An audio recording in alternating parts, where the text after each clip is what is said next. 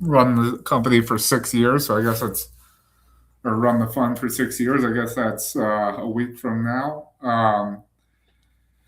Yeah, I think so. Before fees, I think we ended up doing about 11% a year, somewhere around there, maybe slightly higher. After fees, a little above 10%.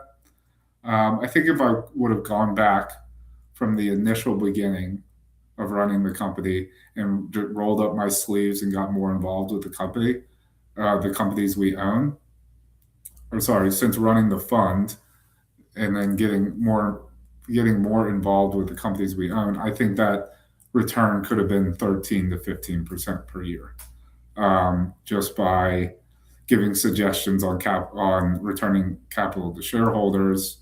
I probably would have strayed away from companies that weren't um, open to suggestions or shareholder return friendly. Um, but so I think about that a lot, and I will, as I said, roll my sleeves up even more in the next 2 years, even starting right now. Um, but I think the number one, if I had to say, here's the number one lesson learned, and I think I wrote about this in my last letter, it's find the A+ CEOs.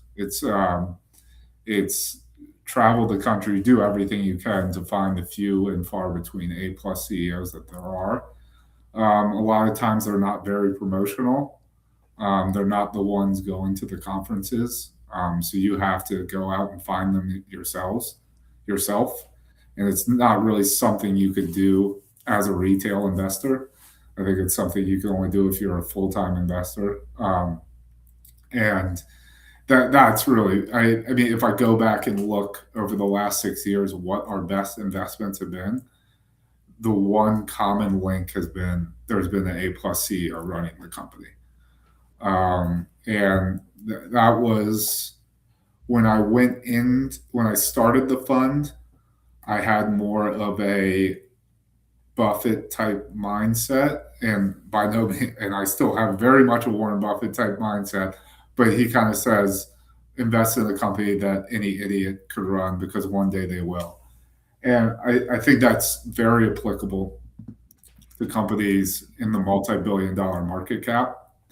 I think if you put a C- CEO into a microcap company, I don't see it working out. I don't I'm sure sure there's examples out there that would prove me wrong, but that's been the biggest lesson learned is travel the country, go find the few and far between A+ CEOs that are out there, buy the company at a margin of safety so that if you end up being wrong on your analysis of the CEO or your analysis of the business, you can still get the current market cap back, which is an opportunities that are being presented left and right now in the microcap space. Yeah, that is definitely the biggest lesson I've learned.